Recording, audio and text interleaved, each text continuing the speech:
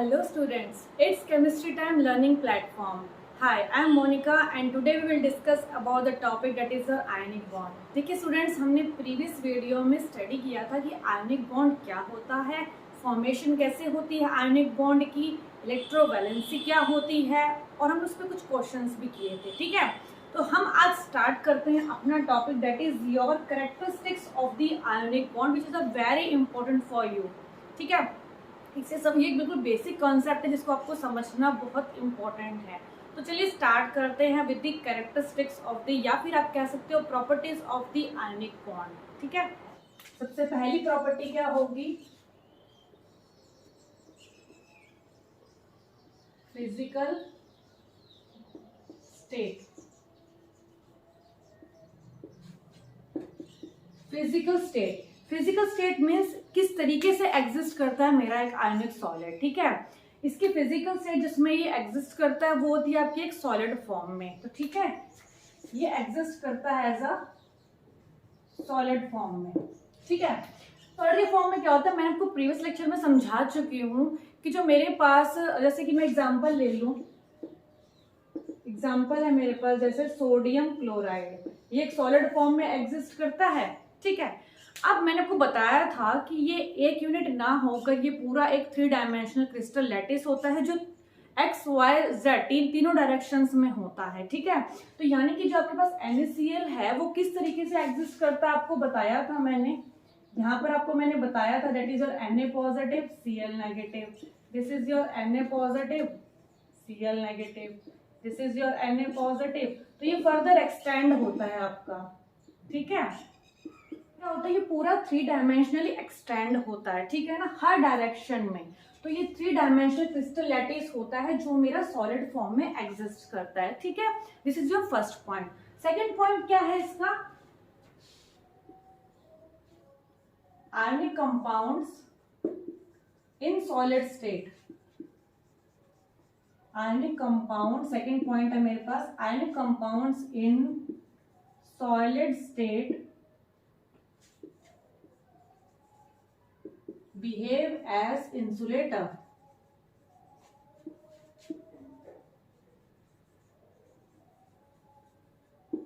ऐसा क्यों होता है, इंसुलेटर की तरह से क्यों बिहेव करता है? पहली बात तो ये समझो, मैंने आपको ये बताया था कि करंट क्या होता है, Q upon T, rate of flow of charge is known as your current.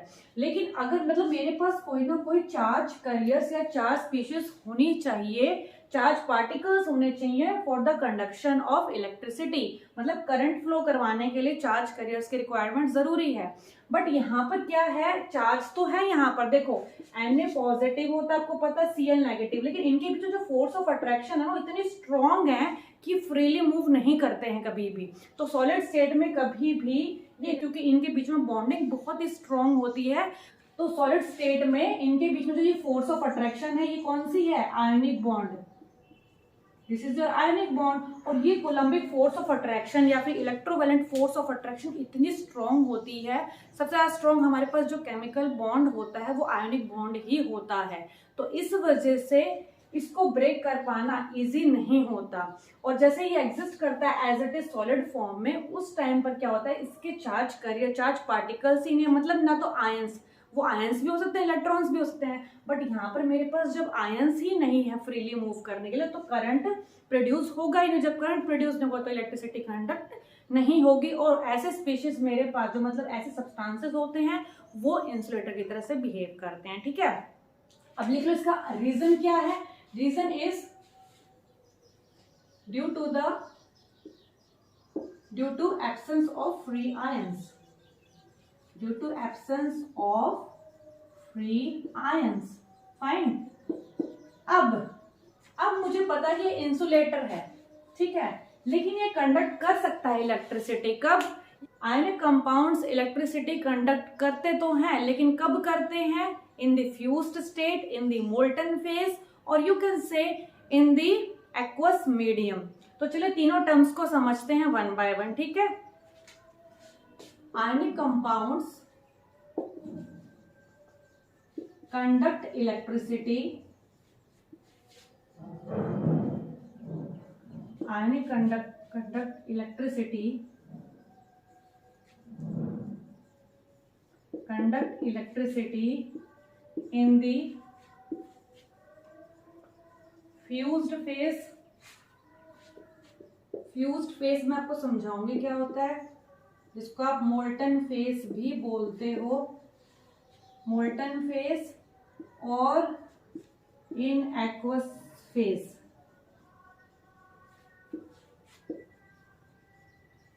Presence of, due to the presence of free ions, due to the presence of free ions.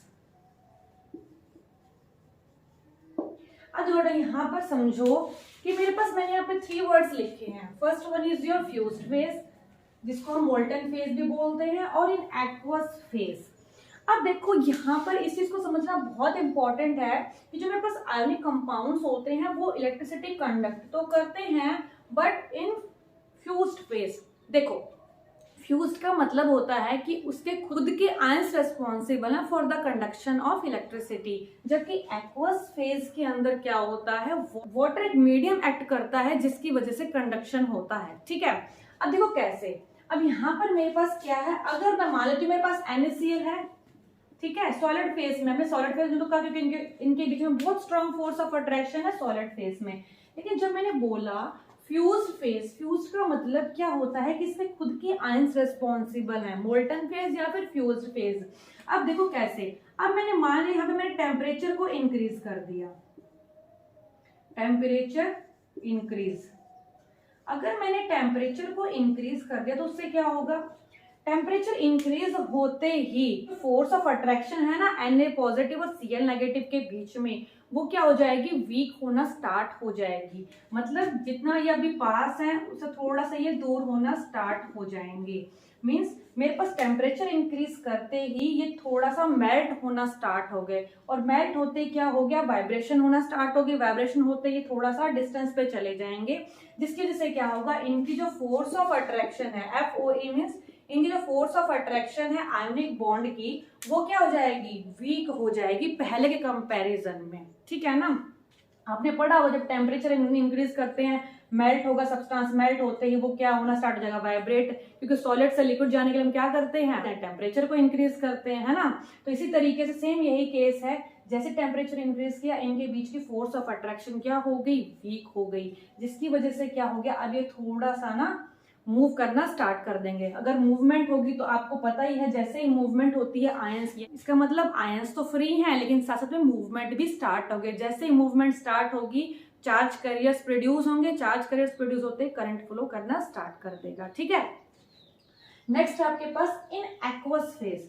Aqueous phase में क्या होता है मेरे पास, समझो इसका एक छोटा सा मैकेनिज्म उसको समझते हैं. जैसे मैंने मान लिया मेरे पास Na पॉजिटिव है, Cl नेगेटिव है, वाटर है, वाटर कैसे डिसोशिएट होता है आपका, H पॉजिटिव और OH नेगेटिव आयंस. ठीक है, अब यहाँ पर क्या है, इसके पास क्या है, पोलैरिटी. पोलैरिटी का मतलब क्या होता है, चार्ज है. ठीक है, इनके ऊपर भी चार्ज है, इसके ऊपर भी चार्ज है. अब मुझे पता है लाइक डिसॉल्व्स लाइक, मतलब वाटर अपने अंदर किस चीज को डिसॉल्व करता है, जो उसी की तरह पोलैरिटी रखता हो. मतलब दोनों डाइपोल, इसमें भी डाइपोल है, इसमें भी पोलैरिटी है चार्ज की वजह से, इसमें भी पोलैरिटी, दोनों ही चार्ज स्पीशीज हैं. तो यानी कि अब मुझे दूसरी चीज क्या होती है, समझो इस चीज को, जो फोर्स ऑफ अट्रैक्शन होती है ना आपकी, फोर्स ऑफ अट्रैक्शन किसकी बात कर रही हूँ मैं यहाँ पे, NaCl की. ठीक है, इनवर्स रिलेशन होता है डाई इलेक्ट्रिक कांस्टेंट. जो भी आप मीडियम लेते हो ना, कोई भी मीडियम ले रहे हो, जैसे एयर ले लिया आपने, एयर भी तो एक मीडियम ही है, एयर हो गया, वाटर हो गया. ठीक है, इनका डाइलेक्ट्रिक कांस्टेंट होता है. डाइलेक्ट्रिक कांस्टेंट का मतलब क्या होता है, कैपेसिटी होती है सॉल्वेंट की to weaken the force of attraction between the ions of the ionic compound. मतलब जो ये आयंस के बीच में फोर्स ऑफ अट्रैक्शन है ना, उसको किस हद तक वो क्या कर सकता है, उसकी कितनी कैपेसिटी है कि वो उस फोर्स ऑफ अट्रैक्शन को वीक कर दे. This is your dielectric constant of that solvent. और जो डाइलेक्ट्रिक कांस्टेंट होता है ना वाटर के केस में, वो होता है आपका 80, एयर के केस में होता है 1. ठीक है, तो उसका तो बहुत ही कम होता है. मतलब क्या है कि वाटर का डाइलेक्ट्रिक कांस्टेंट इतना ज्यादा है कि वो क्या करेगा, बहुत ज्यादा है, तो इट मींस इनवर्स रिलेशन है, तो फोर्स ऑफ अट्रैक्शन क्या हो जाएगी, कम. यानी कि NaCl के बीच में फोर्स ऑफ अट्रैक्शन को वो बहुत ज्यादा रिड्यूस कर देता है, कम कर देता है, because of its high dielectric constant. अब देखो यहाँ पर, अब जो मेरे पास NaCl को जैसे ही मैंने डिसॉल्व किया वाटर में, मीन्स एक्वस का मतलब होता है वाटर, ठीक है। जैसे ही मैंने NaCl को वाटर के अंदर डिसॉल्व किया तो क्या प्रोसेसर होगा वहां पर, देखो जो मेरे पास Na पॉजिटिव होगा ना, it is surrounded by the water molecules. अब कौन से वाले वाटर मॉलिक्यूल से सराउंडेड होगा, जो इसका पॉजिटिव चार्ज है वो किससे अट्रैक्ट होगा, वाटर के नेगेटिव वाले चार्ज से, यानी कि OH नेगेटिव से। दैट मीन्स मेरे पास Na positive is surrounded by the OH negative ions, fine. इस तरीके से अट्रैक्शन होगी। और ऐसा नहीं कि एक ही लेयर होती है, बहुत सारी लेयर होती है, जैसे एक प्राइमरी लेयर हो गई, फिर सेकेंडरी लेयर, सारे के सारे OH नेगेटिव से इस तरीके से ये पूरा अट्रैक्शन होगा, ठीक है। अब नेक्स्ट है मेरे पास जो Cl नेगेटिव होगा, इसी तरीके से सिमिलरली Cl नेगेटिव किससे सराउंडेड होगा, आपका H positive ions of the water molecules. इस तरीके से जब ये सराउंड होते हैं, इसका मतलब क्या है, जो मेरे पास Na पॉजिटिव Cl नेगेटिव के बीच में फोर्स थी वो क्या हो गई, बहुत कम हो गई, क्योंकि ये अलग अलग आयंस में डिसोशिएट हो चुके हैं बाय द, किसकी वजह से, because of the water molecules, ठीक है। अब इसका मतलब कंडक्ट इलेक्ट्रिसिटी सिर्फ दो केसेस में करेगा। पहला, जब आप उसको टेम्परेचर इंक्रीज करके मेल्ट कर दो, यानी मोल्टन फेज में, लेकिन मोल्टन फेज में ध्यान रखना है उसे खुद के आयंस की वजह से ऐसा हो रहा है, जबकि एक्वस फेज में क्या हो रहा है, वाटर मॉलिक्यूल्स की वजह से ऐसा हो रहा है, ठीक है। प्रॉपर्टी आती है ionic compounds are non directional in nature. देखो देखो, ionic compounds are non directional in nature. Non directional का मतलब क्या होता है, इसकी कोई फिक्स डायरेक्शन ही नहीं होती है, स्फेरिकल होता है। Directional, non directional in nature, आप लिख सकते हो इसको नॉन डायरेक्शनल मतलब स्फेरिकल बोल सकते हो। क्यों होता है ऐसा, because oppositely charge ions, oppositely charged ions are attracted from each other in all directions. In all direction. Ionic compounds जो होते हैं मेरे पास वो नॉन डायरेक्शनल होते हैं। नॉन डायरेक्शनल का मतलब क्या होता है, इनकी पर्टिकुलर डायरेक्शन नहीं होती। जब आप पढ़ते हो कि कोवलेंट बॉन्ड में एक पर्टिकुलर डायरेक्शन होती है, जहां पर शेयरिंग होती है, ओवरलैपिंग जोन होता है, वहां उनकी फिक्स डायरेक्शन होती है, ठीक है। बट यहाँ पर क्या होता है, आयनिक कंपाउंड स्फेरिकल होते हैं। किस तरीके से, देखो जो मेरे पास मैंने आपको बताया था ना कि सोडियम आयन जिनका क्रिस्टल लैटिस होता है ना, उस क्रिस्टल लैटिस में जो 3 डायमेंशनल क्रिस्टल लैटिस होता है इनका, उसमें क्या होता है, जो सोडियम आयन होता है, सोडियम जो पॉजिटिव आयन होगा वो इक्वली सराउंडेड होगा किससे, Cl नेगेटिव से। कैसे देखो, Cl negative, Cl negative, Cl negative, Cl negative, Cl negative, मतलब मेरे पास क्या होगा, जो Na पॉजिटिव आयंस होंगे वो इक्वली सराउंडेड होंगे किससे, Cl नेगेटिव से। तो इसका एक कोई पर्टिकुलर डायरेक्शन नहीं है, मतलब अगर इसकी पर्टिकुलर डायरेक्शन ये होगी तो अपोजिट में एक और डायरेक्शन होगी, सिमिलरली यहाँ होगी तो एक पर्टिकुलर डायरेक्शन यहाँ है, सिमिलरली यहाँ तो यहाँ, तो सारे डायरेक्शन कैंसल आउट हो गए, क्या होता है रिजल्टेंट 0। इसका मतलब क्या है, ये स्फेरिकली सराउंडेड होता है मेरा पॉजिटिव आयन इक्वली। इसी तरीके से जो मेरे पास Cl नेगेटिव होगा ना, वो इक्वली सराउंडेड होगा सोडियम आयन से। और एक बात और बता देती हूँ आपको एडिशनल इन्फॉर्मेशन, कि इनमें कोऑर्डिनेशन नंबर होता है आपके पास 6, मतलब 6 सोडियम आयन सराउंड करते हैं एक क्लोराइड आयन को। इसी तरीके से एक सोडियम आयन जो है सराउंडेड होता है 6 क्लोराइड आयन से, तो कोऑर्डिनेशन नंबर भी 6 होते हैं। यहाँ से आपकी एडिशनल इन्फॉर्मेशन हो गई, ठीक है। लेकिन आपको सिर्फ ध्यान इतना रखना है कि ये नॉन डायरेक्शनल होते हैं, एक डायरेक्शन पर्टिकुलर नहीं होती, हर तरफ से डायरेक्शन इक्वल ही रिप्रेजेंट होते हैं, क्यों, स्फेरिकल होता है शेप, ठीक है। रिजल्ट इजी है आपके पास। जो आयनिक कंपाउंड्स होते हैं, ionic compounds have high melting and boiling point. Compounds have high melting point, क्यों होता है ऐसा, high melting point and boiling point. क्योंकि इनकी फिजिकल स्टेट क्या होती है, सॉलिड। अगर सॉलिड फिजिकल स्टेट है it means high melting and boiling point. क्यों? क्योंकि उसे मेल्ट करवाने के लिए या फिर बॉयल करवाने के लिए उतना ही ज़्यादा टेम्परेचर को इंक्रीज करना पड़ेगा, इसलिए इसके जो मेल्टिंग पॉइंट और बॉइलिंग पॉइंट होते हैं वो ज़्यादा होते हैं, ठीक है, बिकॉज ऑफ इट्स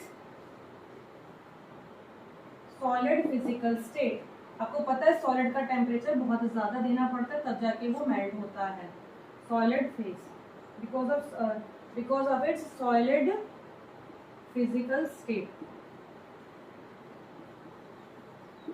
देखो आयनिक कंपाउंड्स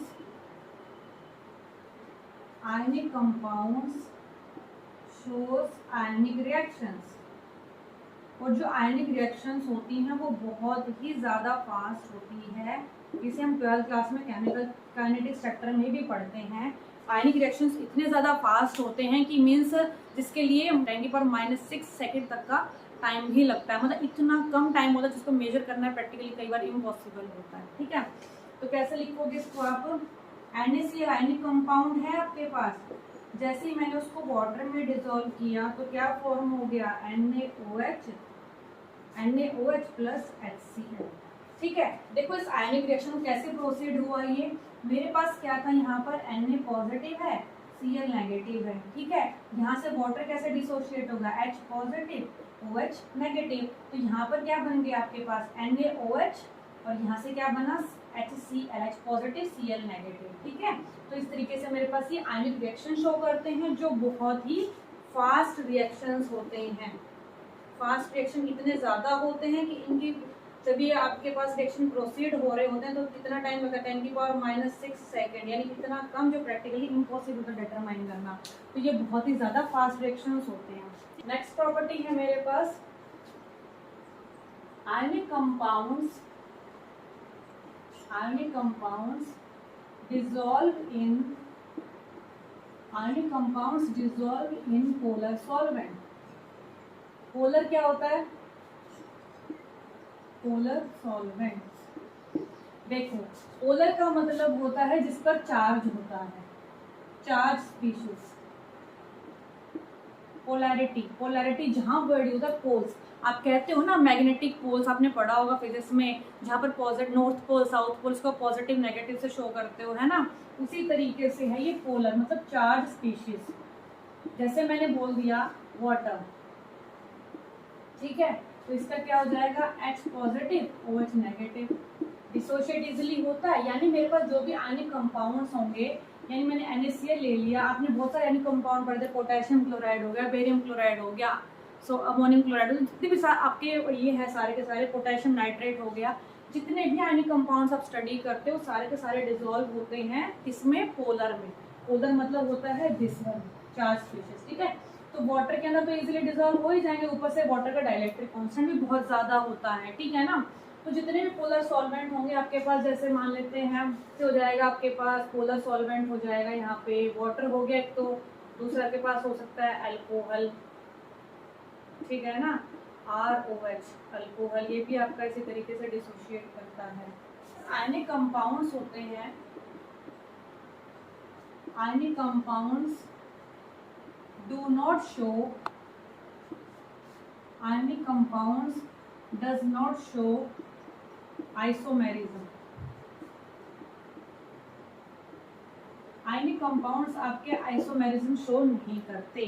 आइसोमेरिज्म कौन से होते हैं, जिसकी आइसोमेरिज्म जो होते हैं ना वो क्या होते हैं, जिनका मॉलिक्यूलर फॉर्मूला तो सेम होता है लेकिन जो उनका स्ट्रक्चरल अरेंजमेंट होता है स्पेस में वो डिफरेंट होता है, ठीक है। अब स्ट्रक्चरल अरेंजमेंट डिफरेंट का मतलब क्या होता है, उसकी कुछ ना कुछ डायरेक्शन रही होगी। जैसे मैं आपके पास बताऊं एग्जांपल, सिस और ट्रांस आइसोमेरिज्म आप पढ़ते होंगे, सिस ट्रांस, ठीक है। सिस में क्या होता है, जैसे मैंने एक एग्जांपल वैसे ही ले लिया आपका समझाने के लिए,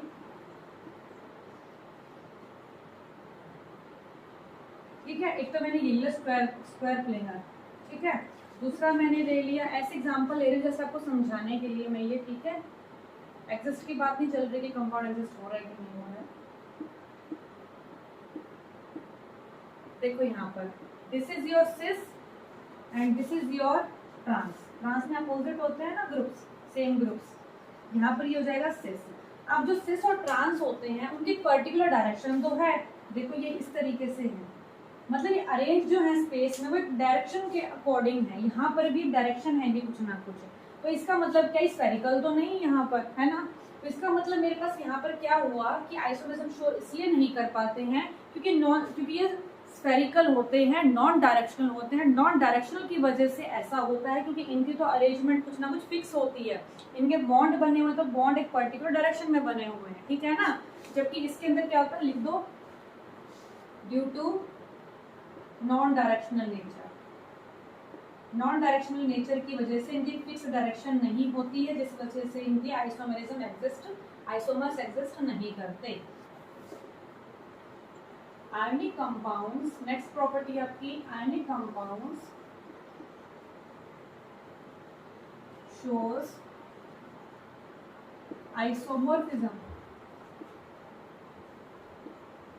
अब आइसोमॉर्फिज्म के लिए 2 कंडीशंस होती हैं आपकी, ठीक है। कौन कौन से कंडीशंस हैं, देखो यहाँ पर सिमिलर इलेक्ट्रॉनिक स्ट्रक्चर,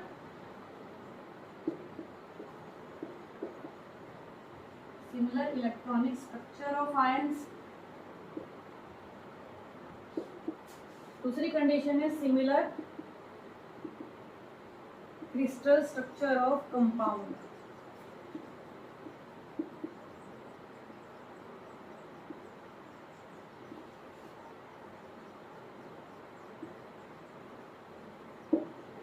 अब देखो यहाँ पर क्या होता है, इस चीज को समझो। आइसोमॉर्फ्स, दो कंपाउंड आपस में, दो आयनिक कंपाउंड्स आपस में आइसोमॉर्फ्स कब होंगे, आइसोमॉर्फ्स बोलते हैं। आइसोमॉर्फिज्म एक फिनोमिना है और जो कंपाउंड्स आइसोमॉर्फिज्म शो करते हैं उन्हें कहते हैं आइसोमॉर्फ्स, ठीक है।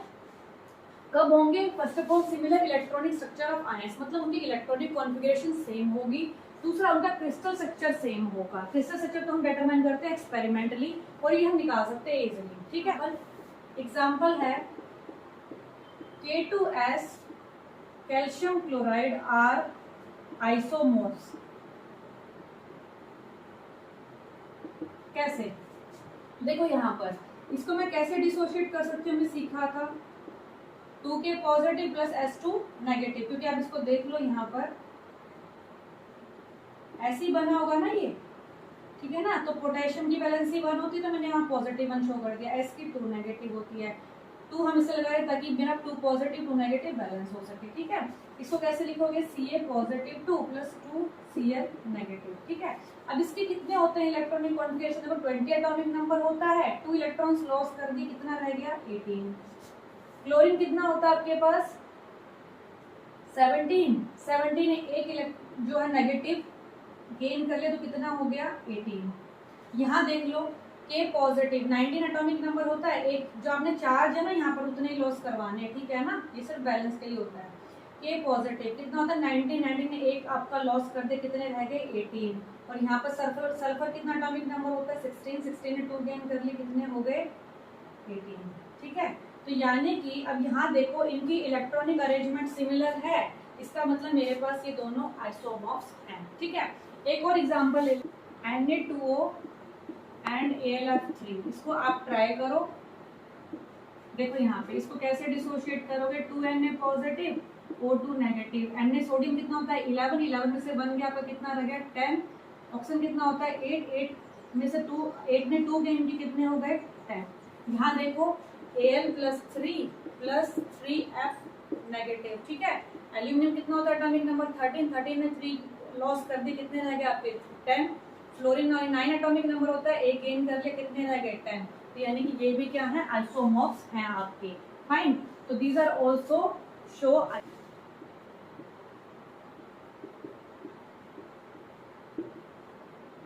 ये वाला जो स्ट्रक्चर आपका zinc sulphate and dot 7H2O और आपके पास होता है आयरन सल्फेट डॉट 7H2O, ये दोनों जो हैं आपके पास वो आइसोमॉर्फ्स होते हैं because they have same crystal structure, they have same crystal structure, fine।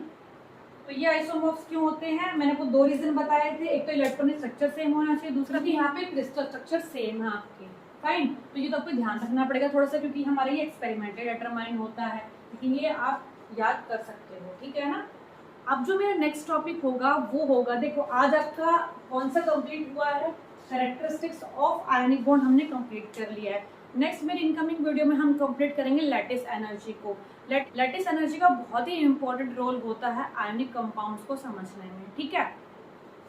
पहली बात क्या होता है, जो आयनिक कंपाउंड्स की जब आप बात करते हो सॉल्युबिलिटी की, किसी भी फेज जैसे एक्वस मीडियम में आप बात कर रहे हो, तो जो आयनिक कंपाउंड्स की सॉल्युबिलिटी होती है वो डिपेंड करती है उसकी लैटिस एनर्जी कैसी है, ठीक है। हम कंसेप्ट को स्टडी करेंगे अपने नेक्स्ट इनकमिंग वीडियो में, ठीक है। आई होप आपको ये लेक्चर समझ में आया होगा, और एक ये बहुत ही इंपॉर्टेंट कंसेप्ट है जो कि क्लियरिटी माइंड में बननी चाहिए।